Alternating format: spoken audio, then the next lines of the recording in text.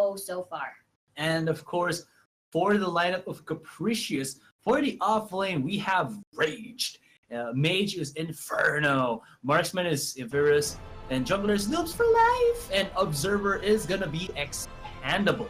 Yeah, someone's super hyper, but moving on to Potatoes, they have been at the 10th place for the TS Arena of Valor tournament previously, but looking at their roster, you got Kia on their offlaner, Kamikaze as their mage, Naga Batman for marksman, and Nifio Rio on their jungler position, and Nifio Rio and Disarray for their observer position. So again, Potatoes has that advantage aside from their rank in their Valor Cup C3 run. It's also the tournament experience that they have acquired previously. And again, what these teams bring to the table is, well, something that you don't really see too much. Like they have brought possibly a lot of percentage already of the hero pool in Arena of Valor from our first best of 3 to our second best of 3, and I think the other casters were also I think it was Luxuria and Iris Duel who told me that, you know, this is a match that you should be looking forward to, because this is a match wherein Potatoes has the clear-cut advantage in terms of the rankings from the previous tournament, but CapricieuX, on the other hand, is a possible dark horse here, an underdog, but maybe, you know, flip up his mask, James Bond. No, Mission Impossible, that Ethan Hunt that, and turn that underdog into a horse. We'll see. And once again, we are in version 14, so we might see these compositions heavily again go for that one marksman than all assassin.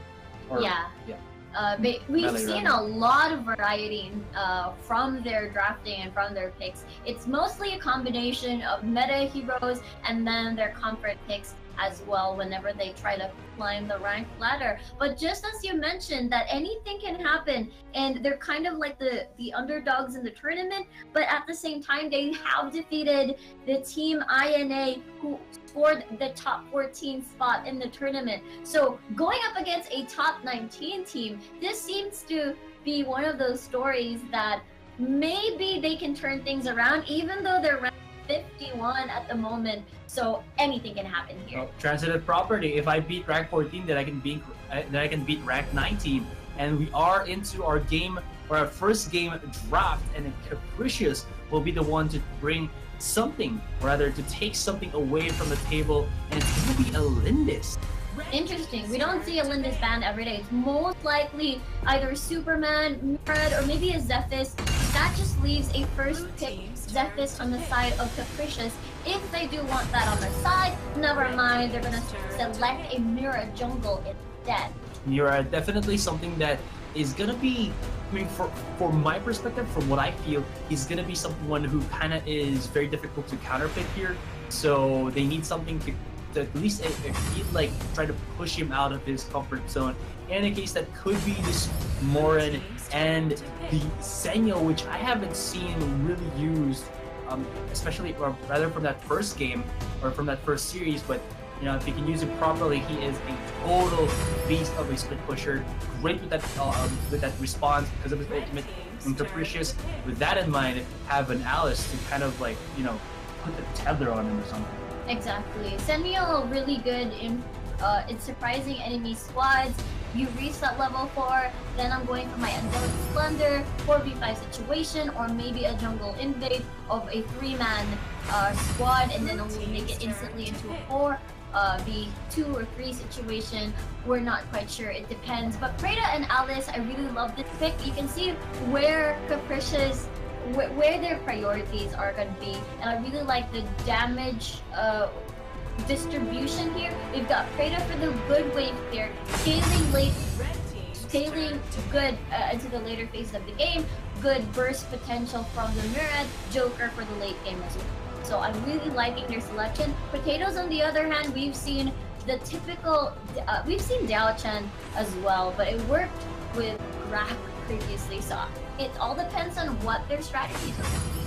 And a Zuka to boot as well, to kind of like put that final touch on their composition. Haven't really seen Zuka in quite a while as well. And but I believe that he is kind of more of that hero that revolves or literally just rolls around and kind of like pushes everybody into an awkward position, meaning that he's just a disruptor. And that might actually be a good thing here, because if you see the composition of their opponent, which is Capricious, they kind of rely on really good positioning. You know, having a Joker not being in a vulnerable spot, having that Murat in the prime spot to actually use his temporal turbulence, and Azuka might actually be that wrench in the gears here, so to speak. You know, for them to kind of maybe have that advantage. Yeah, I assume maybe Zuka is a really good side lane as well. Morin, on the other hand, very good CC as well as damage of his movement speed, just so that he can try to land as much auto attacks as he can once he just tries to lock in into that target. At the same time, we've seen Morin being used at series number 1, and it worked wonders for them, but that was paired with a Superman. This time around, let's see how it's gonna pan well with a different pair of side laners for the side of what do you call this? Capricious? Capricious, the opposite. Potatoes. Potatoes. How can I forget a team about potatoes? Are you a potato fan? I love French fries. Possibly. How about like mashed potatoes? That's your thing. I think. But we will find out if they're going to fries or mashed potatoes. Or baked potatoes or fried potatoes. Okay, not potato thing. But anyway. Hash browns. Yes, thank you, Duo. I request a duo for that. I totally forgot about hash browns. Definitely a good dish there. So let's see if Capricious can, bake some potatoes, or will we see potatoes hash brown it? Alrighty then, Asterai. But correct me if I'm wrong. Was that an illusion? No, I believe it was a Diao-chan. Diao-chan, right. Diao-chan. So I'm really looking forward to the sneaky ults from Diao-chan, but we'll have to see how this level 1 is gonna pan out. Again, this match number 3 between Capricious and Potatoes. And Capricious and Potatoes start up strong as we see the Potato Squadron here going in for an offensive invade on the jungle, getting away that Sage Golem, not giving it a possibility to give it to maybe the jungler or even this Preda played by Inferno. On the other hand, Rage is going to be just pushing themselves out, get that little nice bit of shield. But with this type of strategy, you gotta remember that 4-5 man invade, if you don't put them back quickly into the lane, you're basically giving 3 XP for the one on the farthest lane, that being the Joker, who is already hit level 2, could even be close to level 3 right now, and you don't want that to happen. You give him that possibility to use the have more levels on his Killing Joke, or that Sinister Canister with his ultimate. It's gonna be really difficult. I'm pretty sure that's not the name of his ultimate, but I feel like it's a really nice it has a nice ring to it. Exactly. We're gonna be seeing Azuka top, Azuka DS lane, and a Sentinel bot side. So that matchup might be a little bit tough, because you're gonna be against the Joker. Not much pressure gonna be applied, as you can easily clear down the waves. Joker has some poke, so I assume Killer Guy might have a little bit of trouble. So example, if you have like 1/4 HP Sentinel, it's gonna be risky to use the Angelic Splendor to TP and save someone else. It's gonna be an easy cleanup if ever. So I'm guessing Potatoes might think twice for that kind of aggressive rotation, or a counterplay rather. But as you can see, I really like the Alice pick here, Capricious, as it enables a lot of safety. Good counterplay for the Hissy Fit. Face check. Oh my goodness, he's gonna get caught up here, and he gets the first blood. Or rather, he was the recipient of that first blood, as Lombard charges in and smacks him right into the face. Smack-a-dabba-doo, as Abyssal Dragon will be taken. Not too shabby. I mean, regularly you see Abyssal Dragon 2 minutes in, 2 minutes and 30. Definitely a good timing there for Potatoes' rotation, so to speak.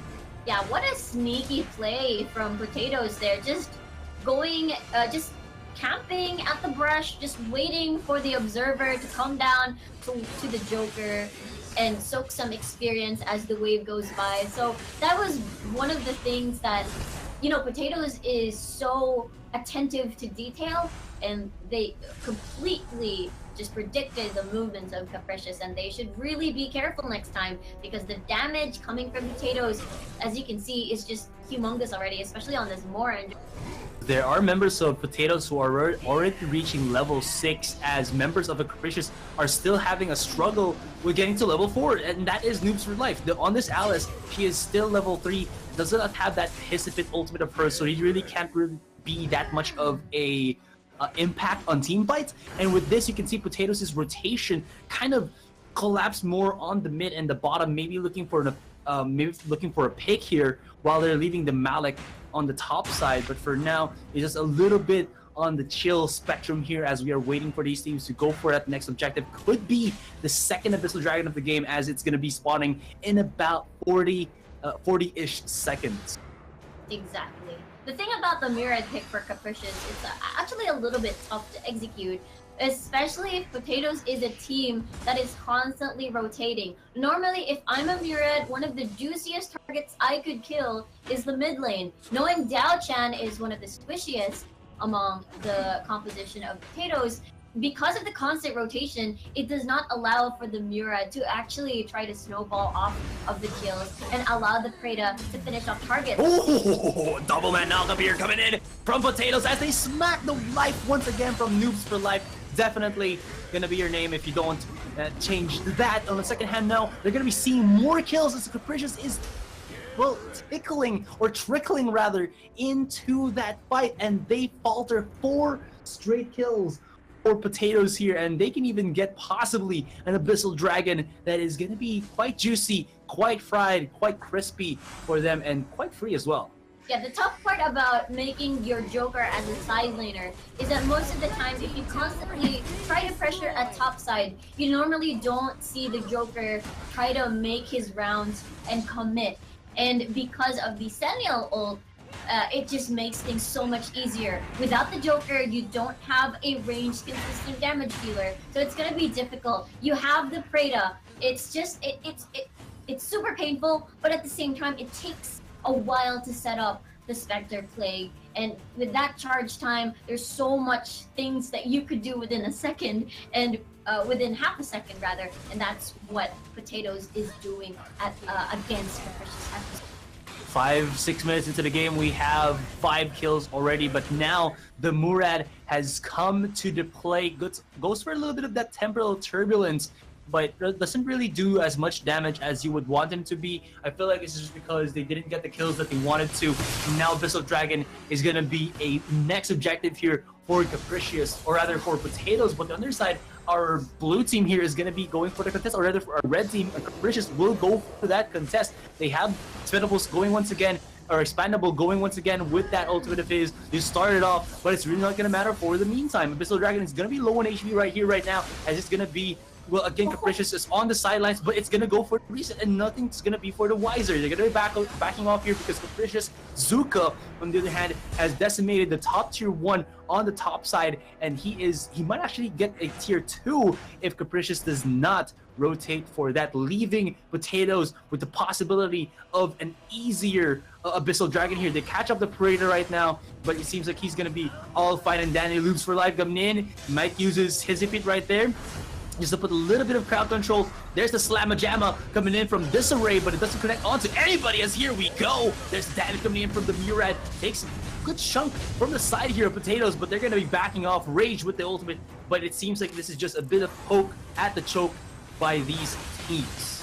Yeah, doing a good job here. Temporal Turbulence being used, but just to leave a couple of hurt on the side of Potatoes. But I really like this matchup because they're so smart in choosing their battles, knowing the fact that, okay, we've already consumed some of our key ultimates to make our composition work. It's time to go back. One thing I noticed that they're supposed to take the Abyssal Dragon for themselves, but because of what they just did of resetting, I feel like that was a minor setback. They seem to be committed to this fight. Yeah. The staff smash by Bazooka there. Oh, Expandable!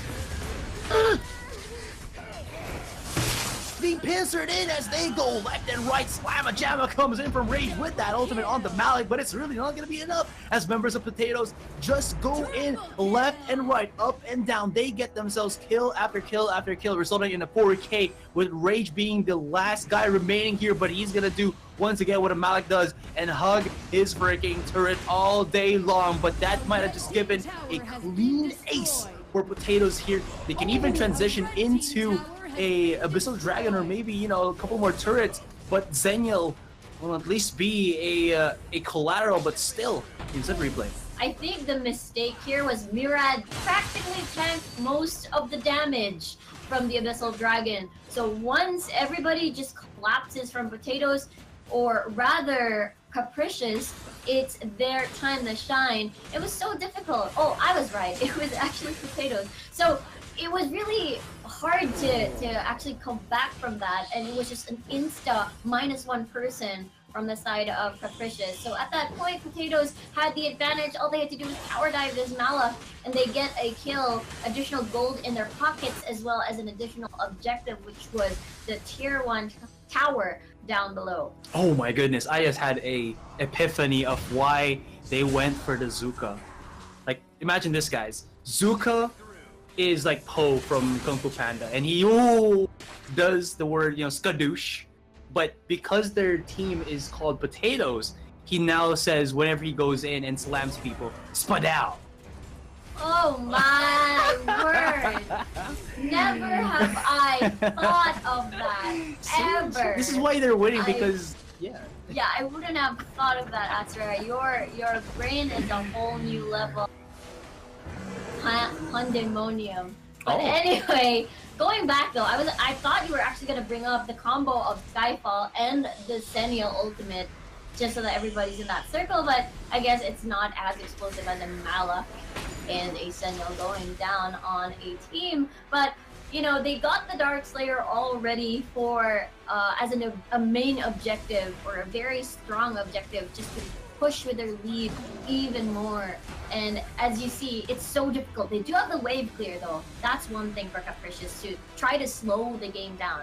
Yeah, definitely. I mean, there's still tier 2 towers here, so they can use that as cannon fodder so that they can break as much time as possible from this Dark Slayer. But at the end of the day, this is still gold into the pockets of Potatoes, and they can delay as long as they would want to. But as they keep losing, you know, their towers or their turrets, and they keep losing control of their jungles, the less and less that they will be having their gold income. And this is just going to put them in a very, very sticky situation, where in the fights that they will be deciding to go for are going to be less and less. And now it seems like they're going to be using that move to full effect once again, but at the end of the day, it's just a Murad poke. It's not going to be enough to be followed through. The Balak has already used his ultimate there, and you can see the fear in his eyes. He does not want to be in the middle of that spadao or that Potato squad.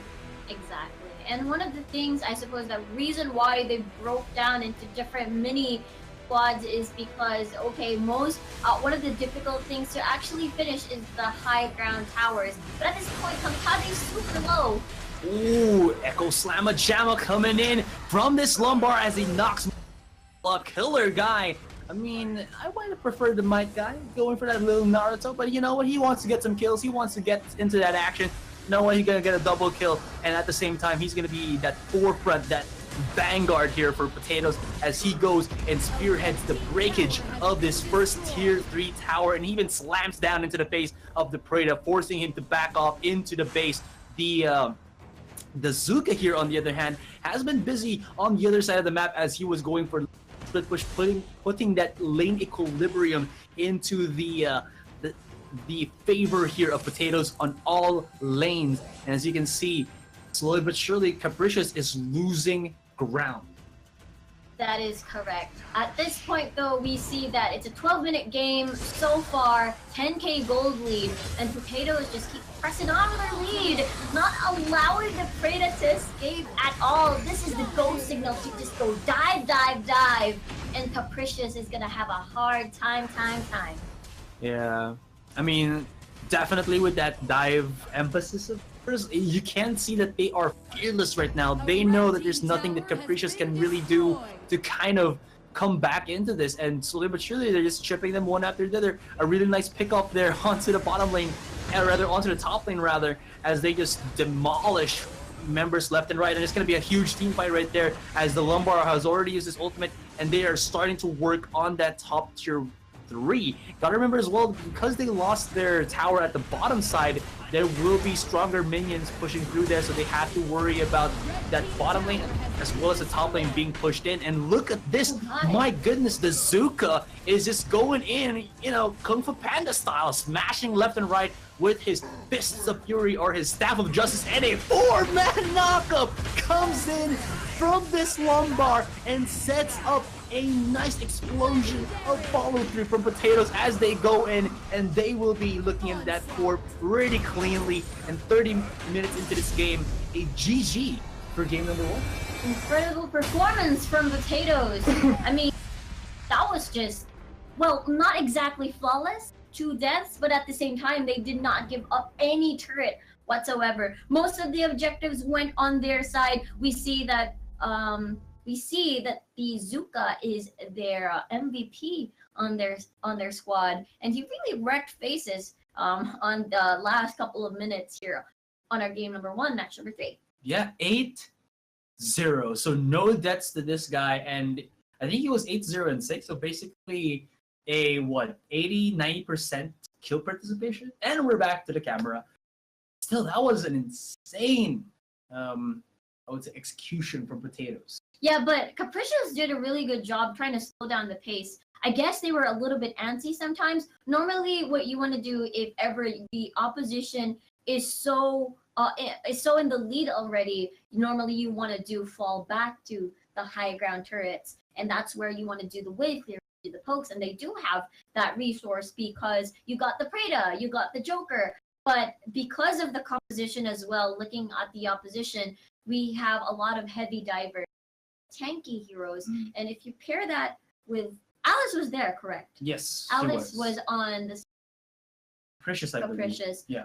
It might be a good counterplay as well. Once they dive in, then you activate the hissy fit. I suppose it was just really difficult because people could easily anticipate it, and if there's no follow-up, that might be a little bit to take advantage of the setup, the counterplay setup that you have managed to do whenever they make that sort of play. So it was just, I guess, too overwhelming already. 10, even more. Yeah. So that's just game number 1, though. They can still get back in this series. It's a best of 3 series, and all they have to do is try to maybe improve a little bit on execution and try to punish more during the early signs of aggression.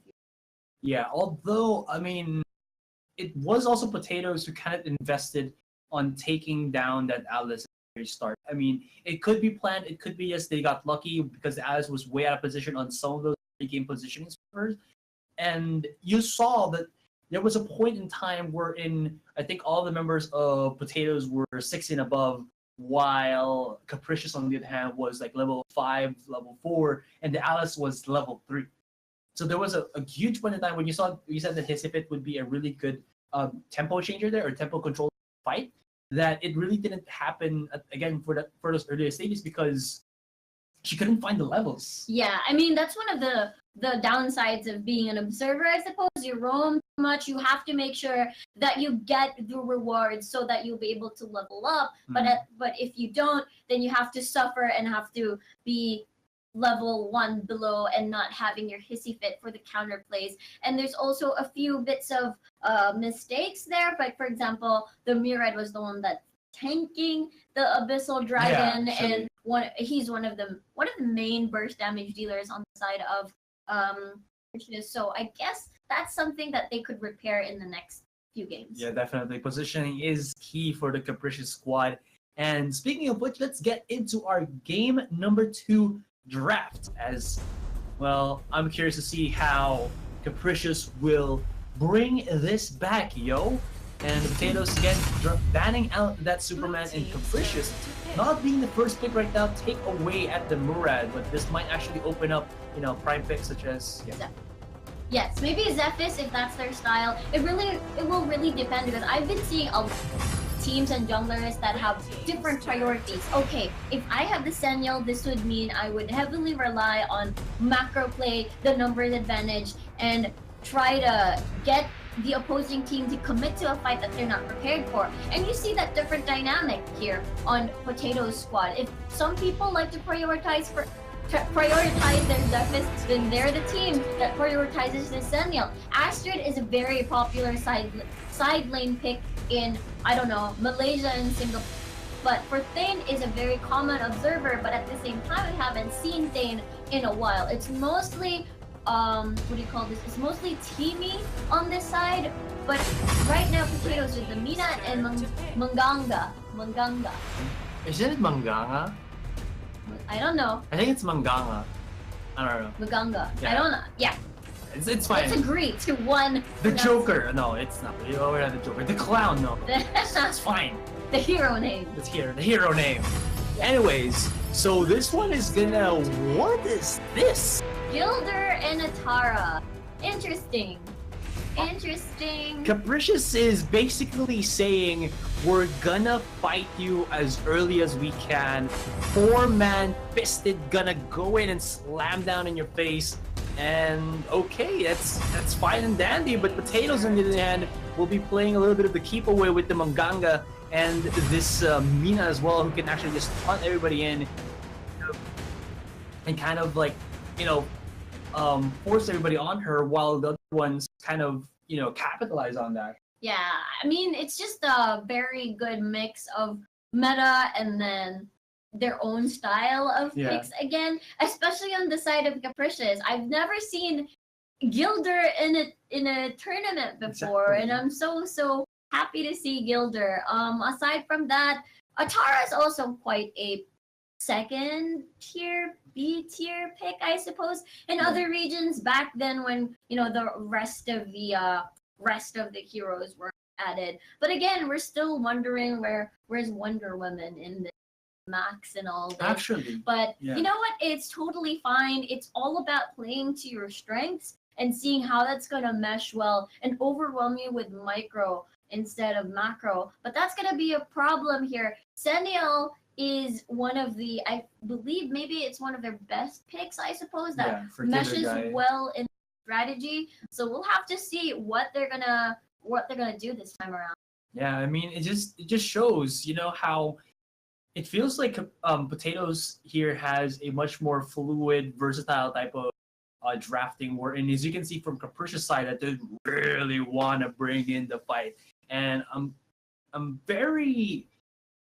looking forward to see how they're going to be able to kind of like bring this type of composition to the table. Haven't really seen this before, but both of these teams I'm kind of siding with because they're using my favorite heroes in AOV. Guess. What? Mina and Tara. Oh, right. I remember now. Mina, because, you know, she has that awesome Tara. She was one of the first heroes that I ever really got accustomed to. She has a good amount of push power with that spin to win, and once you activate her ultimate, she actually can stay pretty dense into the fights while, you know, having such insane HP regen. And anyways, we are ready to get into the game. Will it be Potatoes leading this one out 2-0, or Capricious coming back with their composition? Yeah, Maganga late game is just so hard to deal with. The DOT damage this unit provides squad as well. We've seen this pick being it appeared actually during the Valor series at E3, so I guess it's one of those things I did mention. People wanna experiment on their mage picks this time at version 14, I believe. But we'll have to see as we are heading on to team number 2 at the at Potatoes versus Capricious. Potatoes, Capricious. I was kidding. In about a minute, the Abyssal Dragons should be a next objective here, as we are about to see these teams kind of rush through to their level 4s, if as much as possible. And okay, Zenial versus an Astrid. Astrid, you don't really see her that much because she's more that hero that doesn't really do that much damage, but it feels like she can at least be in the middle of it all because of her ultimate being able to swipe in a huge AoE arc at the same time during that be invincible. So you really won't be taking any damage, and yeah, it's just gonna be curious because we don't really see Aster that much of it, you know. Yeah, but she was quite a popular pick during the Valor Cup for SGMY and PH back then, and her Dire Blow seems to deal a pretty good amount of damage, especially when she's low health. Also good for wave clear plus tower pressure. Abyssal Dragon being secured, no contestant whatsoever here. And we'll see as Rage just try to rotate, but again, Morin seals the deal here for the Abyssal Dragon take. I'm kind of curious as to why you don't see Capricious kind of like forcing the issue with their all melee matchup, I believe. Yes, that is correct. Is Gilder melee? I think He is as well. Yeah. He's good with okay, go. Yeah. So what happens here, this type of matchup will heavily go into Potatoes' hands if it goes into the late game, just because they have a dedicated mage who can be at the end of at the edge of the fight, pushing out all of these annoying how do I say this, AoE DOTs, and you also have more you know, he's a marksman.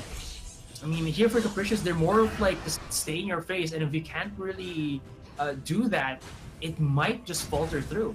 Yeah, definitely. As you can see, a gank here on the Astrid, super low at this point. Disarray will follow through. Are you really needed at this point? Dire Blow getting charged in. Is it gonna be enough? Yes. And as she manages to try and escape, she falls back to the tower. Oh. It's gonna be blood, and Killer Guy will secure the kill. King Murder Explosion. Not sure if anybody can actually understand what that reference was, but oh my goodness, Rage! Definitely, what are you going to be doing against that Zephys? Activate the ultimate, rock that heal, and just skadoodle away. But still, you can see that was a lot of commitment to the top, but no response from Capricious. And I'm not really looking, I didn't look at the map where that was happening, but it seems like they could have maybe have joined that fight, because there was a good chunk of time where in Potatoes' three-man squad was underneath turret, and that might have been much more devastating against them if they had more people. That is true. Another option that they could do is take away something way opposite from the map, so that probably maybe a Tara kill as well in exchange of a Sennial kill, or rather the Zephys that was staying at the bot side of the map. But because of that, Potatoes right now, Abyssal Dragon being taken down. Who's gonna get it? It's gonna be the Moren, and would be the wiser. That pushback coming in from the Thane, and here we go, the jumbo combo, wombo combo coming in from Capricious as they kind of push out Potatoes there, and they are actually getting the kills right here, right now. 3 deaths already, and Capricious's composition is coming into fruition. Naga Batman trying to run away here underneath the turret, and well, at the end of the day, even though that was a really nice take on the Abyssal Dragon, too much emphasis was put upon it, and Capricious here on the other hand capitalized, and they swung, and they got a batter home run swing. Exactly. The thing about Capricious's composition is that they're very high sustained, sort of high survivability composition. Everybody has some sort of either damage reduction, good CC, good control over 5v5 team fights, and the reason why you get an Irie with you, a Thane, and a Gilder with you is that when you put control CC, when I say control, I meant CC, that's the time you allow melee users or melee heroes to actually deal the damage. So if you combine CC and melee, it's just going to be devastating, because again, cleave is the deal. The cleave is what's painful at team fights when they're all clumped together, and if you combine that, it's just so painful. So painful indeed. Oh my goodness, what happened? Now the Zenyo comes into the front line and absorbs all the damage, smack a Jamma into the middle of that face of that Thane, and Rage goes in a little bit too late to the party with the Tara, and even with your heal, HP regen has nothing against that damage per second of the Manganga. Erminganga, as he just basically laughs like a clown, and you know what, he's pretty scary. 15,000, 16,000 to 12,000 of Capricious. Yes, indeed. But Potatoes, again, for me, late game wise, as the game progresses, if Capricious does not throw this into a snowball, which is difficult because looking at the gold now, it seems that Potatoes is getting all the gold that they need. But look at that, who started the fight? And as you can see, Dire Blow being used, Sennial, Angelic Splendor being activated there. But I believe it was a 4v4 situation. But again, Sustain as well on the side of Potatoes, and they managed to work it well. Managed to make it work rather, but at the same time we thought that okay, this melee composition is working based from the Abyssal Dragon contest earlier, but nope, it seems that the damage is being felt. Hence the term of win condition. Oof, oof, oof. You just saw the thing just get exploded upon there. Ryu activated by the Irie, but at the end of the day, that's gonna be a wipeout, an ace, and only, I believe only the Maganga was the one who was taken away from the table. And with that in mind, Darkslayer is actually open for the taking here. So this Darkslayer can definitely be slain by Potatoes, but not counter-slain by Capricious. Definitely. It's still a very, very difficult situation for Capricious. We did see them win that one team fight at the Abyssal Dragon side, but looking at the gold, if you look at the whole picture, it seems that Potatoes has everything in control. That's just one, you know, one lapse of probably a wrong micro decision perhaps during the team fight. That's why we didn't win, or maybe they got caught out in a very good setup for the CCs for Capricious. That's the reason why they lost earlier. But now that they have the Darkslayer, now that they've been winning each and every skirmish that they encounter, it seems that Potatoes has that edge, has that confidence to keep pushing on to their lead. Oh, speaking of pushing on, it seems like Capricious will do the same thing right now as they spot out more and way out of position there, but you gotta remember that this Xennial is here, is now with his ultimate, so he can definitely just go in and respond to that. Ta'ara goes in a little bit too wild with the hammer there, spins to win, but they lost the bottom tier 2 when a fight ensues as Expendable is trying to run away here, but he's not gonna be able to as this. And 4 members of Capricious will be here and alive, but at the same time, Darkslayer buff is still in the hands of Potatoes as they are looking hard sight onto that mid-tier 3 and maybe a straight push into the core. And Darkslayer buff still back online. News for Live just dives into 4 people, 5 people rather, and it's not going to be enough as slowly Capricious just falls down like dominoes. And there we go. Congratulations, GGWP. It's 2-0 for Potatoes. And we have seen games here be a bit too one-sided, but with, in this case, Potatoes felt a little bit more unpolished as, you know, their opponents, Capricious, really gave them some difficulties on the earlier stages. They had a plan in mind. They had a certain win condition, but they were only able to execute it once. Yeah, once during the Abyssal Dragon take. Yeah. They did a pretty good job. Probably trying to slow the game down and probably trying to get some consolation prizes whenever what do you call this? Whenever Potatoes wins a fight or takes something away from the map. But it doesn't change the fact that they don't have that range consistent damage dealer, burst mage, if you will. So we'll have to see. I mean, 2-0 for Potatoes. Yeah. And well, they reap what they sow, which was more potatoes. Did you just giggle at your own pun? I don't know. Or wordplay or whatever? But No. yeah, that was an interesting match.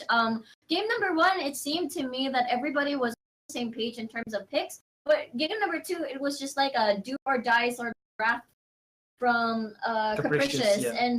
And it didn't work out so well. It only worked once in that team fight. But still, it's all about your item spikes, your power spikes. And as the game progressed, it didn't seem like they were catching up gold-wise. Yeah, and I guess what they kind of planned in mind for Capricious here was that the composition might have been, you know, okay guys, we're gonna be going hard, and then immediately as we kind of set up, because we have the Gilder here line up a good amount of crowd control for us with the stun, follow up by the Thane, he lines it up, and then we just drop everything in with all of the people catch up there. And they only did this, again, great on that Abyssal Dragon fight. After that, there was just too much spacing on any of the lanes that they fought, that nothing that they can try to combo with that. There was another one near the Darkslayer area on the jungle side of CapricieuX, but they kind of went one after the other. They didn't time their executions properly, and they paid the ultimate price. On the other hand, Potatoes, all they had to do was wait for the time that they had this spikes, wait for the time that, you know, they can go for objectives freely and go for the picks, and they did this with good rotations and everything else. And I mean, it could have gone either way, but CapricieuX kind of felt a little bit more on the lackluster end of that. Yeah, they kept farming. Again, you said they knew their power spikes, they know when to go in, and they contested heavily. On the top side of the map, they tried to shut down any sort of aggression, especially Astrid. We've seen a lot of Astrid at the top, the DS lane rather, and it didn't work out so well, especially with the composition that they managed to draft. But still, kudos to CapricieuX for putting up a good fight, especially at the Abyssal Dragon. Yeah, and to Potatoes, who, you know, really showed us that they are a team that has a good enough hero, a good hero, might even be a large hero as we get deeper and deeper into this game, or into this tournament rather.